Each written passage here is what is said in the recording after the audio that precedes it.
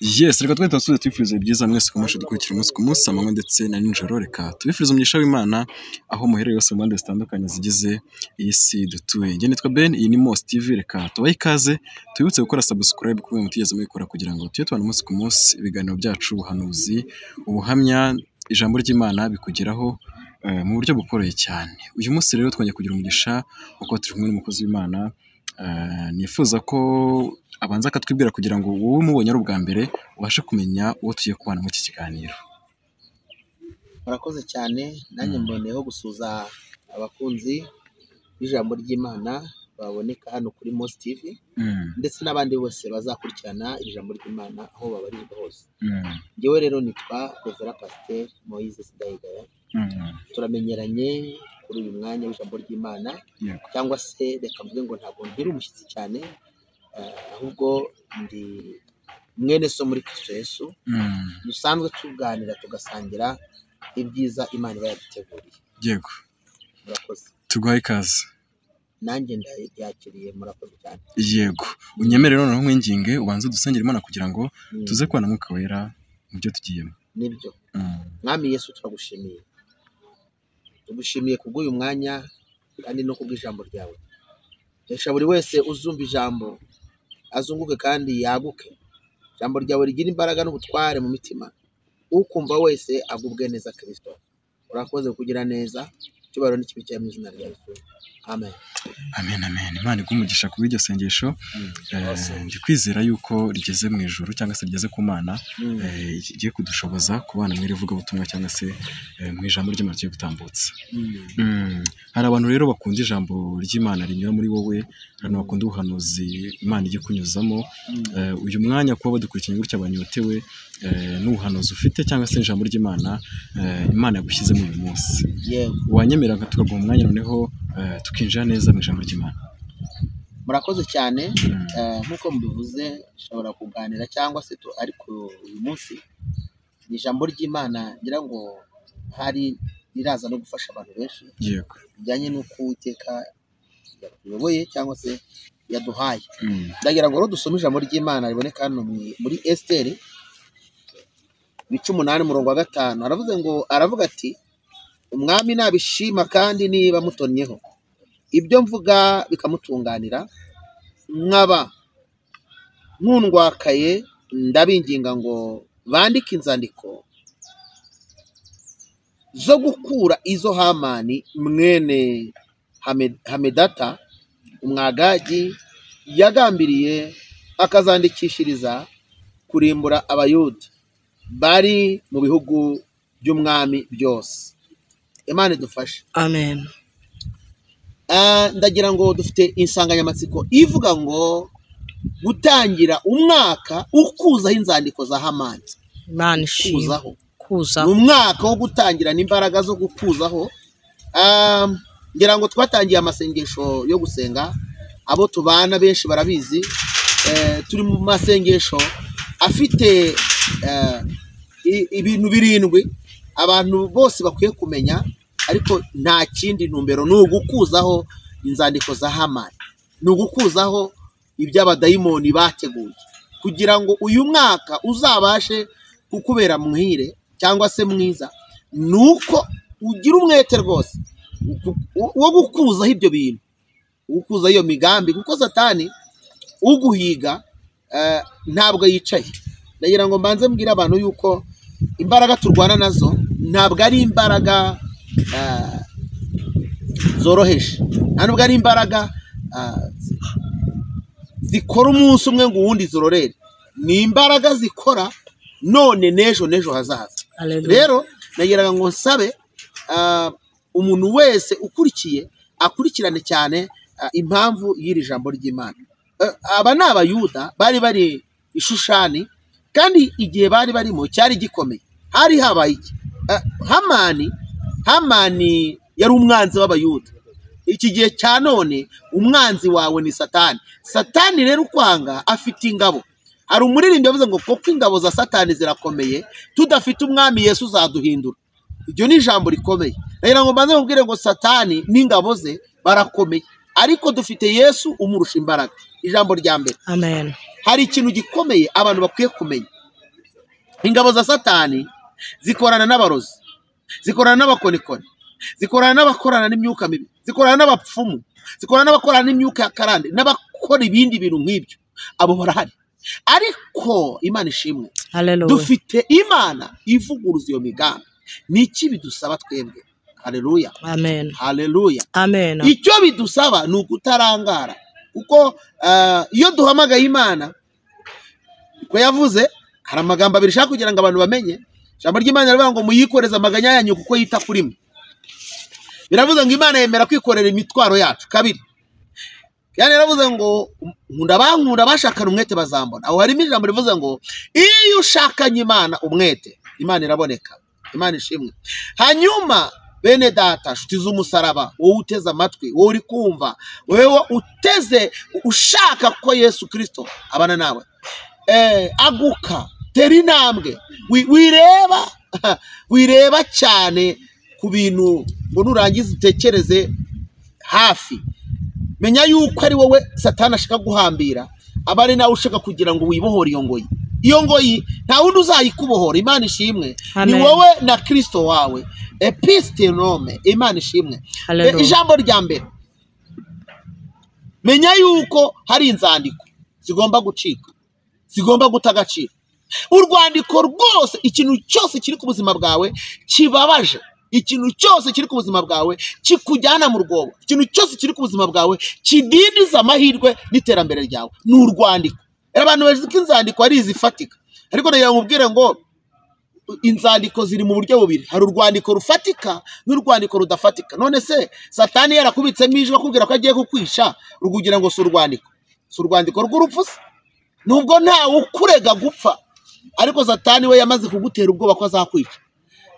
None se niba uri mu rugo, uwo mubana yarakubwira ati ntago ati rimwe nzakwica, urwo se si urwandiko? None se rero uyu munsi ni umunsi wo gutangira dukuzaho etasofea, inzandiko zose za Hamani. Hamani nk'umwanzi wawe, Hamani nk'ukugenza, Hamani nk'ushaka guhitana ubuzima bwawe. Hari ibyifuzo 7 Imana yambwiye dukwiye gusengeramo muri uyu mwaka, cyangwa se uburyo ukwiye gutunganya isengesho ryawe. Hari uburyo bwa mbere, ntekereza ko hari itsinda rinini ry'abantu tumaze kubimenyaniramo, ariko numva atari ubutumwa bwo gupfundikira, ahubwo ni ubutumwa bukwiye guhabwa abantu bose ushaka Imana akayibona. Icya mbere ni ugusaba gutangirana imbaraga mu bugingo, kwezwa ku byadutsinze ndetse n'ibyiteguye kutwanduza. Yes, kuko buriya niba turi kuvuga ngo Imana ikureho inzandiko, nawe biragusaba ngo ube inshuti y'Imana. Ntabwo waba inshuti y'Imana rero ifite umugayi kugaye, reka da, ntabwo bikunda. Kugira ngo Imana ibe inshuti yawe, hari ibintu ugomba kurekurana nabyo, kandi iyo urekuranye nabyo Imana iraza muri wowe. Mu buzima bwawe haba hakeneyewemo kw'Imana iza. Imana yije ibintu biratungana. Imana ishimwe. Ijambo aho ngaho icyo nashaka kuvuga, hari ibintu biba byaragutsinze. Umenye yuko gutsindwa kwawe hari abo byababaje, ariko hari nabo byanejeje. Impamvu ni iyi, nuko bageze ku ntego yaho bagushakaga. Hari igihe umuntu akugenza, ariko akaba afite intego yo kuguta mu rwobo. Rero iyo nsinzwi hari abo yanejeje, hari abavugije impundu ko watsinzwe, ariko guhera uyu munsi wa none utangirana imbaraga. Enefoma. Imana ishimwe. Utangirana imbaraga zo gukuzaho izo nzandiko. Mone tandorite. Imana ishimwe. Gukuzaho inzandiko uko zaba zimeze kose zivanweho nuko wabaye inshuti y'Imana. Bati hari ibintu byansinze, ntashaka ko byongera kunsinda. Kabiri, kandi ugabango hari n'ibyiteguye kunsinda. Ubu reka mvuge ijambo rimwe, ibyagutsinze ikimwaro cyabyo ubu ntacyo kigutwaye kuko wamaze kukimenyera, ahubwo hateye ubwoba. Ibyiteguye kugutsinda utazi nuko bizagutsinda naho bizagutsindagira. Ariko turashimira Imana turi imbere yamaze guhishura uburyo ki abantu bagomba kubana nayo. Imana ishimwe. Harimo ikintu cya mbere cyiza cyuko wisubiramo ugasaba Imana imbaraga. Imbaraga rero ntabwo Imana izitanga kuko waziguze. Imbaraga umuntu azihererwa ubuntu.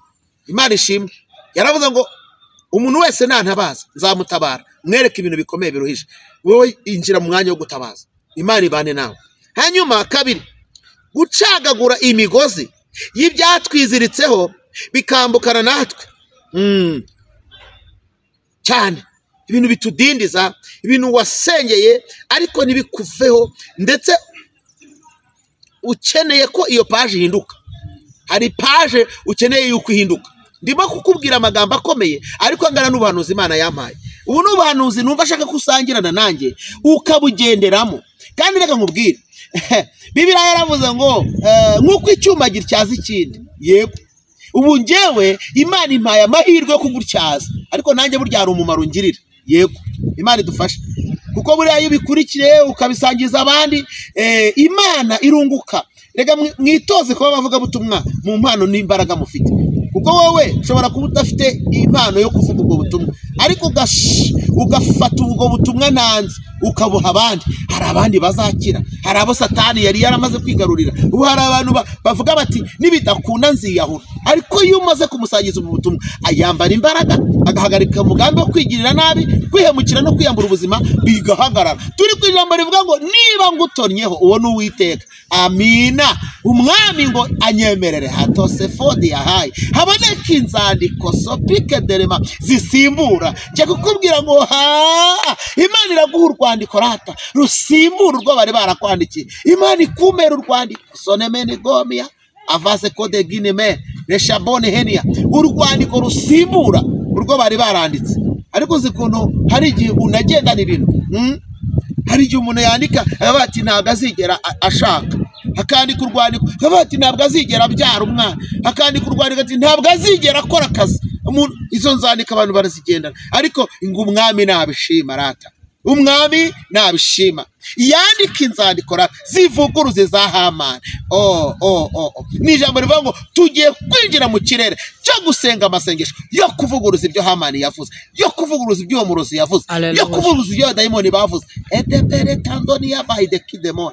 Imana ihimbaza. Gatatu rero, gukubita umwuka w'ibyago n'amakuba muri uyu mwaka. Imana ikaguhagararaho.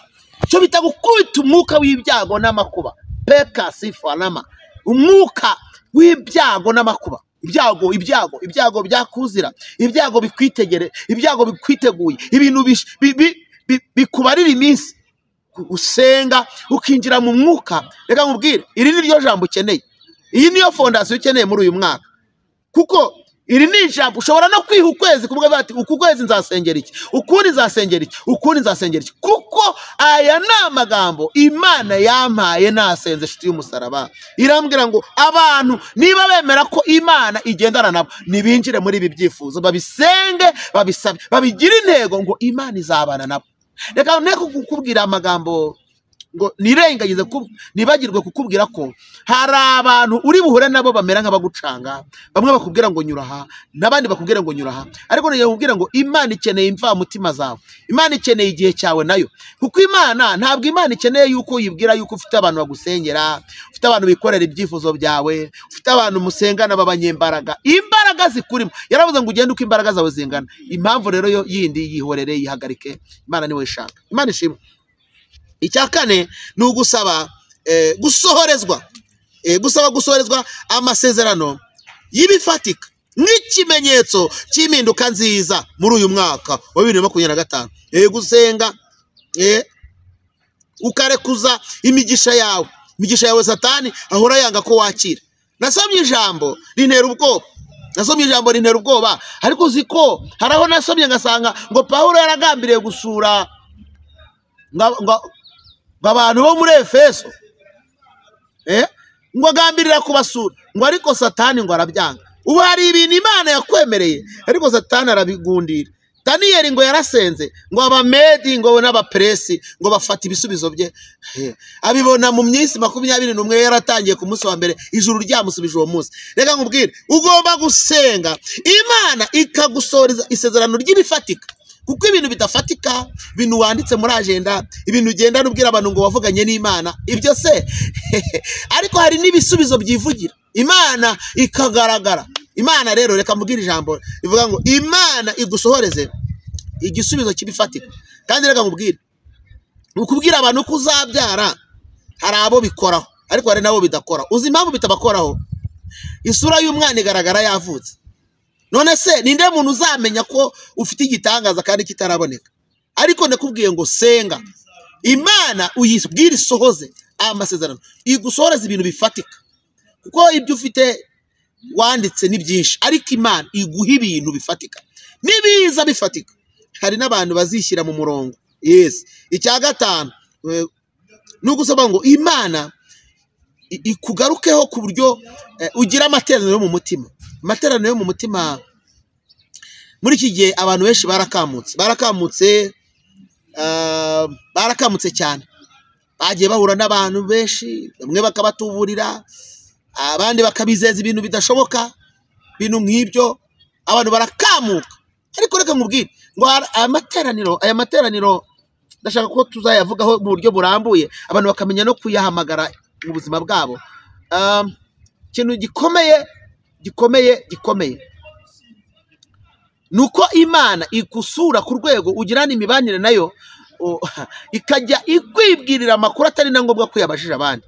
Ayo materaniro yo mu mutima rero yawe Imana yabyibushye mu izina rya Yesu. Hanyuma icya gatandatu ni ugufunguza imikorere, akazi, abatarashaka Imana ikabaha urushako, batarabyara Imana ikabaha urubyaro, abantu bafite imishinga yo kubaka Imana ikabafungura amarembo mu kubaka, abafite amadeni Imana ikabishyuriza, ababuze uko bishyura Imana ikabishyurira, igaca inzira yo kugira ngo we kuba bihemu. Kuko reka nkubwire, no kuba ufite umuntu ufitiye ideni utarisohokamo, nabyo ubwabyo bigutera gucuyuka, kubera ko wumva hari ipfunwe.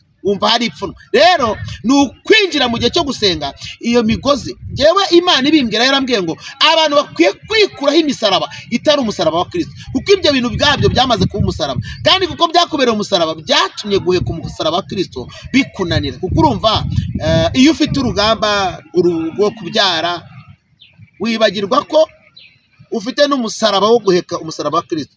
Ikindi, hari abantu Imana yabwiye ingendo z'umugisha, izo ngendo nazo zikwiye gufunguka muri uyu mwaka, Imana igashyiraho umurongo. Nubwo bikomeye, ariko Imana yabwiye ko ifitiye uburyo abantu bayo. Ibyo bivuze iki? Biravuze ngo mu gusenga kwawe, mu kwinginga, hazabamo gufungurirwa amarembo yarafunze.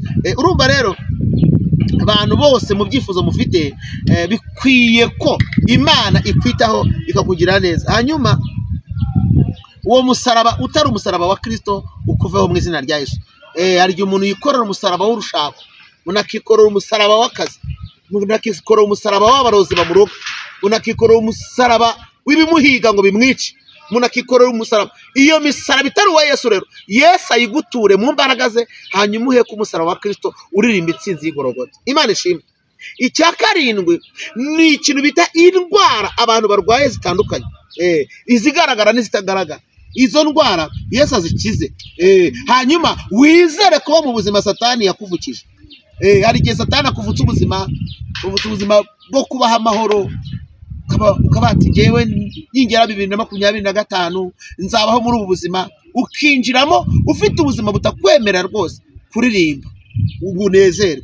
Ariko twavuze ngo umwami nabishima, kandi niba ngutonnyeho ibyo mvuga bikamutunganira, nkaba nkundwakaye, ndinginga ngo bandike inzandiko zo gukuzaho izo Hamani mwene Hemedata umwagagi yagambiriye azandikishiriza kurimbura Abayuda bari mu bihugu by'umwami byose. Ni ijambo rimwe bivuga ngo Imana nuyisenga ukayitonaho d'office, ako kanya direct harahita haboneka icyo bita itegeko risimbura inzandiko zanditswe n'abadayimoni. Ndashaka kugira ngo ubwire ngo rero utangire winjira mu bihe, winjira mu mbaraga, winjira mu masengesho yo kwandukuza izo nzandiko zanditswe n'imigambi ya Satani. Ntago ntinda cyane, ni igihe cyo kugira ngo nkubwire ngo twinjirane mu mwanya wo gusenga, twinjirane mu mwanya wo gutegura umutima, twinjirane mu mwanya. Ntago ntinda rwose, ndashaka ko nkubwira ko ijuru ryambwiye ngo wowe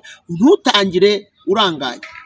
Abantu bagiye mu byishimo, bajya mu minsi mikuru, bajya mu kurya, ariko niyo nkubwire ngo ntabwo ari bibi, ni na byiza, ariko ibuka ko hari n'urugamba rwawe rudakeneye undi muntu, sapoti wakenera yose, ariko amaboko yawe ni wowe niyo akenewe muri urwo rugamba, ubwenge bwawe, igihe cyawe, isengesho ryawe, imbaraga zawe, kwizera kwawe, kwitanga kwawe. Ikindi abantu bakeneye ibifatika, ariko ntibashaka kugira ngo bakore nabo ibifatika. Kandi reka nkubwire ngo icyo umuntu abiba icyo asarura. Gerageza kubiba rero ibintu wumva byakugarukira. Buriya umuntu wabibye amasaka kugira ngo azajye gusarura ibigori biragoye. Umuntu wabibye ibishyimbo kugira ngo ajye gusarura soya ni ibintu bigoye. Biravuze ngo rero abantu bakwiye gutekereza ko n'umusaruro bazakira ari umusaruro ungana n'icyo babibye. Ubu ntabwo washora miliyoni imwe ngo uhite wumva kuzunguka miliyari. Reka buriya ni gakeya cyane ushobora gushora igishoro gikeya ngo wunguke cyinshi. Bivuze iki? Nshatse kukubwira ngo nawe shyiramo umwete mu byo ukora, shyiramo umwete mu byo uvuga, shyiramo umwete mu kwitangira, shyiramo umwete mu kwisengera, kubera ko icyo kintu uri gushora, ahantu uri gushora ni nacyo kizagufasha kugira ngo wungukirwe cyangwa se bikorohe. Imana iduhane umugisha. Rero ntabwo nza gutinda, abona ngira ngo dusengane. Imana ice inzandiko wandikiwe, hanyuma usubiremo aya magambo. Mwami Yesu, ndagushimiye kubw'iyi tariki, kuri uyu munsi nyumva ijambo ryawe, ndumva mpinduye paje y'ubuzima bwanjye. Ndifuza ko undeba ukanyishimira, ndifuza gutunga ubuzima bunezeza Imana, ndifuza gutunga ubuzima buri mu Imana. Nta mana muri jye, nta n'ubuzima mfite, kuko ibinyica n'ibishaka byahita bimfata. Ariko ndasenze ngo ijuru rindebe rinyishimire, imbaraga zose zanyihambiragaho zita agaciro. Guhera none nakira isezerano ry'amaraso yawe Yesu, mbohoke ingoyi yari imboshye, iyampambiye ndetse ikambuza gutera intambwe, kandi narumvishe ijambo ryawe mu matwi yanjye. Ariko guhera none niyambuye ubwo butware n'izo mbaraga, nkubise hasi ibitavuga Imana. Kandi guhera none uyu munsi izina ryanjye rikurwe mu rungabangabo no mu kajagari Satani yari yararitayemo, ahubwo mpinduka umwana wawe kubw'isezerano ry'amaraso. Guhera none ngendere mu byizerwa byawe no mu mateka no mu ngeso zawe ushima Kristo. Umbohore kandi umboneze, unyize urubanza n'umugayo. Urakoze Yesu, kuko unyijije. Guhera kuri iyi tariki amateka yanjye ahinduke. Icyubahiro n'ikibi cyawe Yesu, ndabyizeye ko ubikoze kandi ubyumvishije muri byose, mu izina ryawe Yesu, amen. Ndabasabira umugisha kandi mbabwira ngo mwese musangize ubu butumwa abantu bose. Uwo uzi wamenye Kristo umubwire ngo kurikirana, uhawe inshingano yo kujya ufata umwanya wo gusenga kandi ugasengera muri ibyo byifuzo. Nakubwiye ngo ushobora gufata kimwe ukakigira intego y'icyumweru, wakigira intego y'umunsi, wakigira intego y'ukwezi, wakigira n'intego y'ibyumweru. Ariko puruvike wowe usenga ibyo byifuzo uko ari 7 kandi ukabigeraho, wajya ubivuga uko ari 7 ubishoreranya, ndetse n'umwuka azagwishura n'ibindi. Ariko iby'ingenzi Imana yambwiye abantu bakwiye gusengera, kandi ni ibyo ngibyo kugira ngo ubugingo butungane, ariko ube n'intangaha utari cyangwe ndetse udafite ubukene bw'ibyo wiganyira, ahubwo Yesu akugiriye ibambe akwitayeho. Murakoze cyane rero, Imana ibamugisha. Reka mvuge ngo ubutumwa nari mfite cyangwa se message nari ngufitiye niyo. Imana iduhane umugisha. Shalom shalom. Turagushimiye mushumba. Murakoze cyane. Dushimira abari dukurikiranye, tubifuze byiza naho utaha.